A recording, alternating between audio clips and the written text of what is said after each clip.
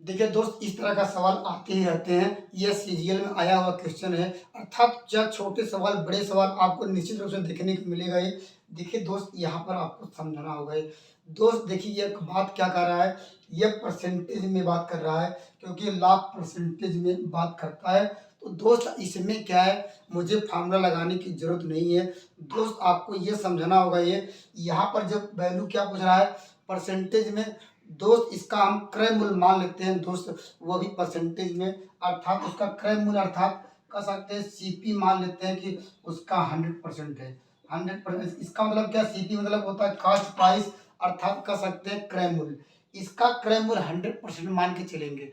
अगर दोस्त इससे अगर ज्यादा आया तो दोस्त क्या आएगा, आप लोग कहेंगे सर लाभ होगा। अगर दोस्त इससे वैल्यू 100% से कम वैल्यू आई तो दोस्त कहेंगे हानि होगा ये। तो दोस्त इस कंसेप्ट को समझते रहिए यहाँ पर। अब देखिए क्या कह रहा है सवाल में।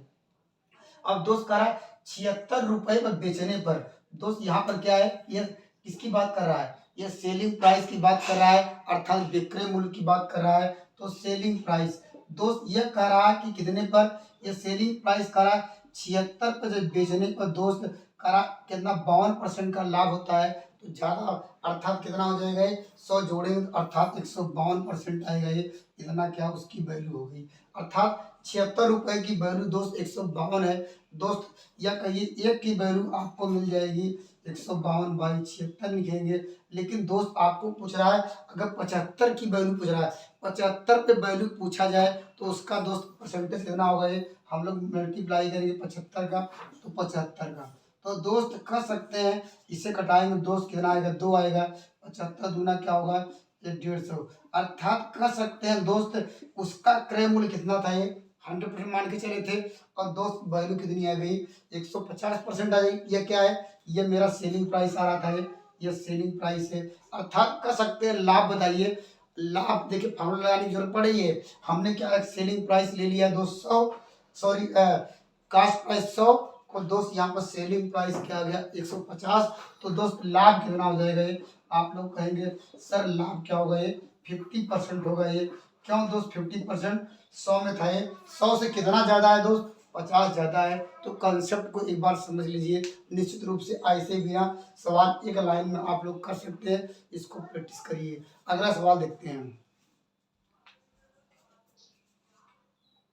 दोस्त। अगर कंसेप्ट समझ गए होंगे इस सवाल का आंसर आप बहुत आसानी से दे देंगे। हम दोस्त क्या है, जब भी परसेंटेज की बात करी गई तो हम उसका सेलिंग प्राइस अर्थात क्रय मूल्य कितना मान के चलेंगे।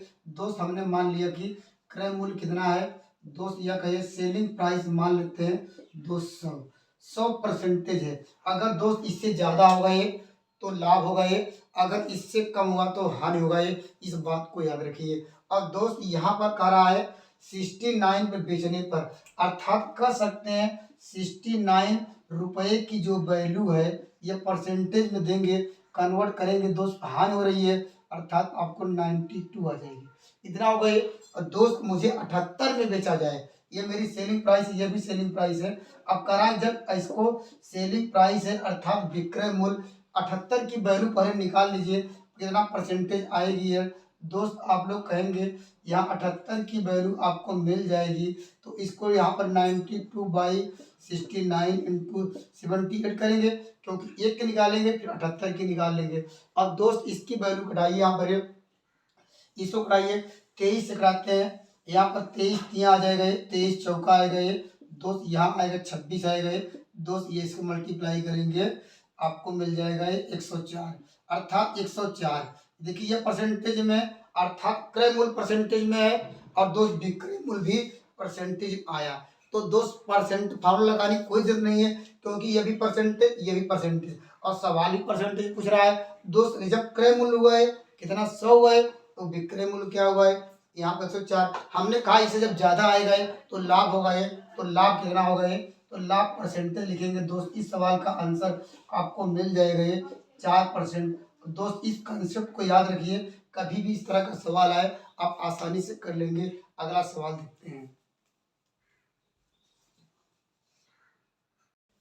देखिए दोस्त सवाल थोड़ा इस प्रकार का, देखिए ये भी क्या है, डाटा एंट्री ऑपरेटर में आया हुआ क्वेश्चन है। देखिए दोस्त क्या करना होगा ये, दोस्त यहाँ पर किसी वस्तु को यहाँ पर 6 और 4% के लाभ से बेचने पर विक्रय मूल्य को, अर्थात इन दोनों का अंतर क्या है, यहाँ पर क्या है 3 रुपये है, तो आपका वस्तु का क्या है क्रय मूल्य निकालना है। दोस्त हमने भी डिस्कस किया था, ये क्रय मूल्य निकालना है दोस्त, उसको हम सीपी मान लेते हैं दोस्त। क्या है हम लोग क्या करेंगे 100% मान निकाल लेंगे।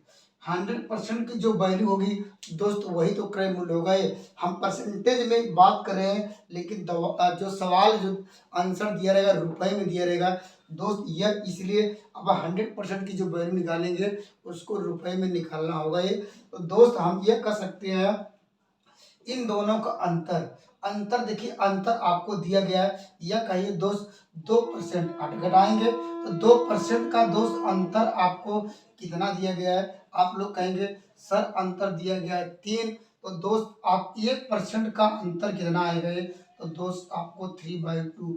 लेकिन दोस्त मुझे क्रय मूल्य निकालना है, 100% का कर सकते हैं, 100% की वैल्यू क्या होगी यार, मल्टीप्लाई करेंगे यहाँ पर 100%, क्योंकि 100% की वैल्यू पूछ रहा है तो मल्टीप्लाई करेंगे दोस्त 100 करेंगे, तब इसको घटाएंगे दोस्त आपको मिल जाएगा 50 पाँते 15, अर्थात ये देखिए रुपए में आ गया है, क्योंकि इतना रुपए की बात कर रहा था।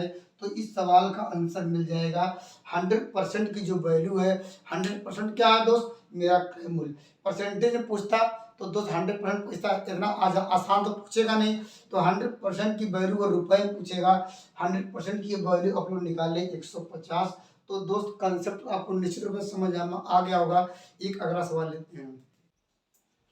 देखिए दोस्त कितना बेहतरीन सवाल है। देख करना क्या होगा, ये यहाँ पर आपको विक्रय मूल्य निकालना होगा ये पैसे में। दोस्त आप लोग जानते हैं सेलिंग प्राइस 100% लेके चलेंगे, अर्थात क्रय मूल्य 100% लेके चलेंगे।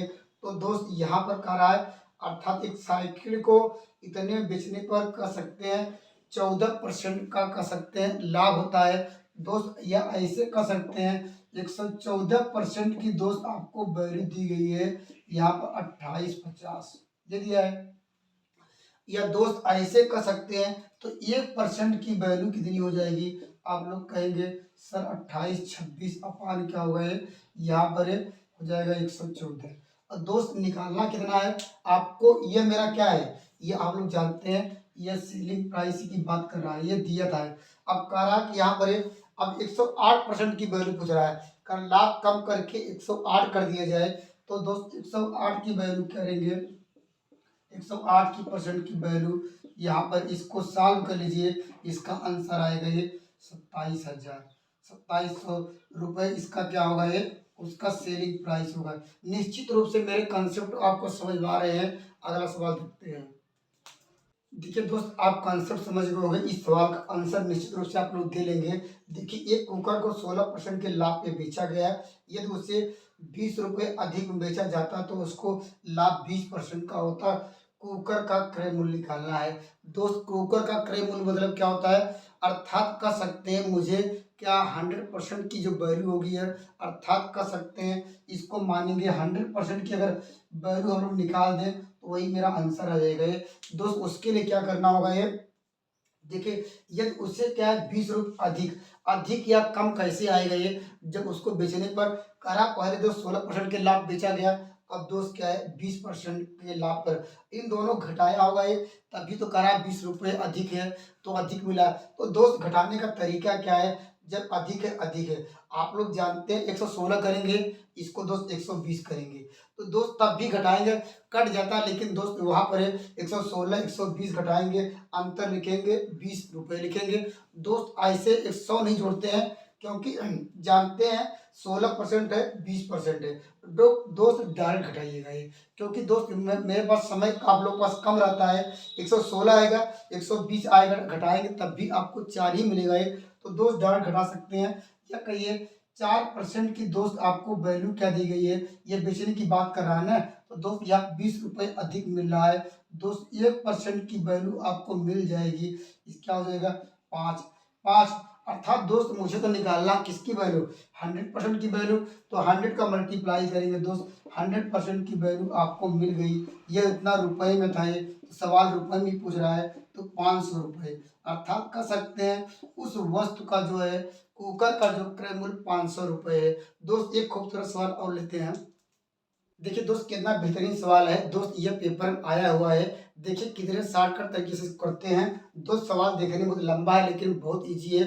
एक लाइन में सवाल का या लगभग 2 लाइन में सवाल का आंसर निकाल देंगे। दोस्त एक आदमी एक मेज को और कुर्सी दोनों 2000 में खरीदता है, अर्थात दोनों मिला के कुर्सी मेज का मूल्य 2000 में खरीदता है और कह रहा है मेज को 20% लाभ पे बेचता है। तो हम नियम से लिखते हैं मेज मेज को 20% लाभ पे बेच दिया है। और दोस्त और कुर्सी को दोस्त करा 30% लाभ पे बेच दिया, यहाँ लिखते हैं 30% लाभ पे बेच दिया। और दोस्त अब इस प्रकार का पूरे लेन देन में अर्थात उसे खरीदने और बेचने पर ओवरऑल दोस्त क्या ये टोटल वैल्यू है, अर्थात उसको लाभ हानि टोटल क्या लाभ हानि मिस क्या हुआ, टोटल कितना हुआ 30% सॉरी 23% का लाभ हुआ दोस्त। यहाँ पर 23%। तो दोस्त क्या करना होगा, ये इसमें से तिरछे पे इसको घटा लीजिए। तो दोस्त घटाएंगे क्या आएगा, यहाँ घटाएंगे आपको मिल जाएगा, यहाँ से यहाँ घटाइए आपको मिलेगा यहाँ 7 मिलेगा ये, और यहाँ घटाएंगे दोस्त आपको मिलेगा 3। या कहिए दोस्त मेज के लिए क्या है 7 है और कुर्सी के लिए 3। दोस्त सवाल में देखिए दिए गए 2000 किसका मूल्य है, अर्थात कह सकते हैं कुर्सी और मेज दोनों का मूल्य है। तो हम इसको जोड़ेंगे 7 3 10। 10 की दोस्त आपको वैल्यू कितनी दी गई है, 2000 दिया है। हम दोस्त इसलिए जोड़ा क्योंकि कहा कुर्सी और मेज मिलाकर खरीदा है 2000 में। तो दोस्त यहाँ पर कहिए एक की वैल्यू क्या होगी, आपको एक की वैल्यू 200 आएगी। लेकिन सवाल में क्या पूछ रहा है, वो कह रहा है दोस्त यहाँ पर मेज की वैल्यू, अर्थात मेज के लिए क्या है, इसकी वैल्यू क्या है 7 की वैल्यू आपको निकाल देनी है। तो क्या करना होगा, ये 7 का मल्टीप्लाई करेंगे। अगर दोस्त अगर पूछा होता यहीं पर सवाल में कुर्सी के पूछता दोस्त यहाँ पर 7 न कर मल्टीप्लाई करते 3 का, लेकिन सवाल में कहा कुर्सी के लिए 7 की वैल्यू चाहिए तो 7 का यहाँ मल्टीप्लाई करेंगे। तो सवाल का आंसर आ जाएगा 14, अर्थात कह सकते हैं 1400 रुपये क्या हुआ उसको, अर्थात क्या था ये 1400 रुपये हुआ। तो थैंक यू, नेक्स्ट वीडियो में मिलेंगे एक बेहतरीन और धमाकेदार वीडियो।